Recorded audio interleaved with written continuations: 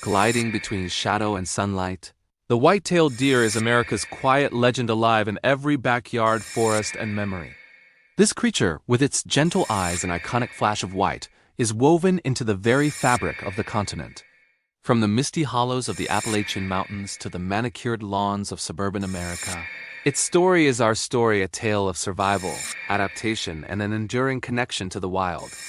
A flicker of white against autumn leaves, heartbeats echoing through generations. Today, we journey into the world of the white-tailed deer, an animal as common as it is extraordinary. Scientifically known as Odocoileus virginianus *, the white-tailed deer is a masterpiece of biological engineering. Their adaptability is nothing short of legendary, allowing them to thrive in an incredible range of habitats, from dense forests and swampy wetlands to open prairies and bustling city parks. Their distinctive coat, a reddish-brown in the summer, transitions to a grayish, insulating layer in winter, providing camouflage and protection against the elements. Their keen senses are their primary defense. Large, swiveling ears capture the faintest snap of a twig, while their sharp eyesight, especially attuned to movements, scans for predators. But perhaps their most famous feature is the tail itself, a broad white flag that, when raised in alarm, signals danger to others in a silent, urgent flash. These physical traits are just the beginning of their survival toolkit. They are ruminants, equipped with a four-chambered stomach that allows them to digest tough, fibrous plant matter that other animals cannot, giving them a crucial edge in lean times. This biological resilience is the foundation upon which their continental success has been built. In any ecosystem they inhabit, white-tailed deer are profound landscape shapers. As browsers, they selectively feed on a wide variety of plants, including leaves, twigs, buds, and herbs. This selective feeding can dramatically alter the composition of a forest understory, favoring some plant species while suppressing others. In balanced numbers, this browsing creates diversity, opening up clearings that allow sunlight to reach the forest floor and encourage new growth. They are a critical link in the food chain, serving as a primary food source for predators like wolves, cougars, coyotes, and bobcats.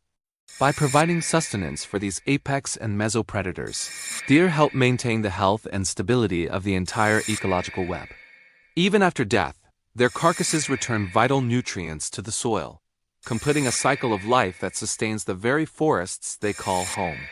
Through their constant browsing and movement, they are nature's unintentional gardeners, shaping the world around them with every step.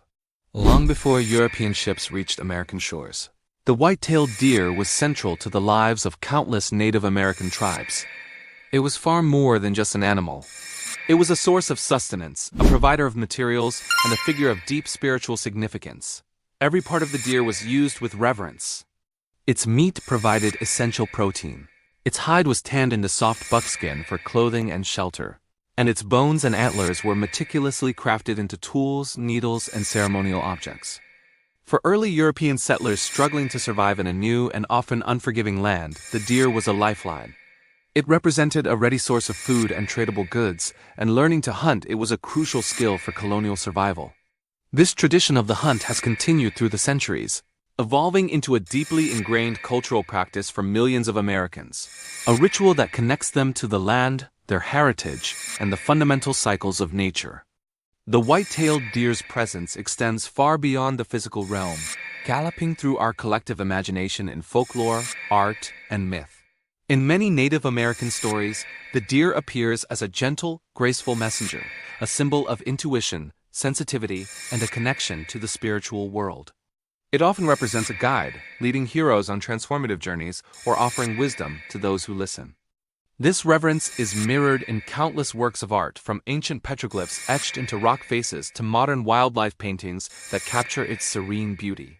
Today, for many Americans, the encounter with a deer is a personal, almost magical experience. It's the doe and her spotted fawns grazing peacefully in a suburban backyard at dawn, or the sudden, breathtaking sight of a magnificent buck standing silhouetted against the sunset. These quiet encounters have become a defining feature of modern American life, a daily reminder that even in our developed world, wildness is never far away. However, this proximity has also brought significant challenges. The very adaptability that allowed the deer to survive has led to overpopulation in many areas, particularly where natural predators have been eliminated. This abundance puts immense pressure on ecosystems, leading to the overbrowsing of forests and the decline of native plant species and the songbirds that depend on them. For humans, the most immediate conflicts are often on our roads, where vehicle collisions with deer are a serious and costly danger. Furthermore, dense deer populations can facilitate the spread of diseases like chronic wasting disease, CWD, a neurological illness that poses a threat to deer herds, and they can be hosts for ticks that carry Lyme disease, impacting human health. These modern realities force us to confront the complex consequences of living so closely with such a successful and prolific species. Navigating this complex relationship requires a dedicated and multifaceted approach to conservation. Wildlife agencies across the country employ a range of strategies to manage deer populations, with regulated hunting being the primary tool. By carefully setting harvest quotas, biologists work to keep deer numbers in balance with what the local habitat can support, ensuring the health of both the herd and the ecosystem. In urban and suburban areas where hunting isn't feasible, communities are exploring innovative solutions. These include public education campaigns about not feeding deer, using fencing and repellents to protect gardens, and designing roadways with wildlife crossings to reduce collisions. It's a delicate balancing act, one that calls for scientific research, community involvement, and a shared commitment to finding sustainable solutions. The goal is not to eliminate the deer from our backyards, but to learn how to live with them responsibly. The story of the white-tailed deer is a mirror reflecting our own relationship with the natural world, a journey of conflict, adaptation, and ultimately, shared existence. From the silent ancient forests to the busy suburban street, this quiet legend continues to walk among us, a testament to the resilience of nature and a constant invitation to be better stewards of the land we all call home. Its future is intrinsically linked to our own choices, our own willingness to preserve the delicate equilibrium between our world and the wild. Coexisting with deer means preserving nature's balance in every American community. What's your most memorable deer encounter? Share your story in the comments below.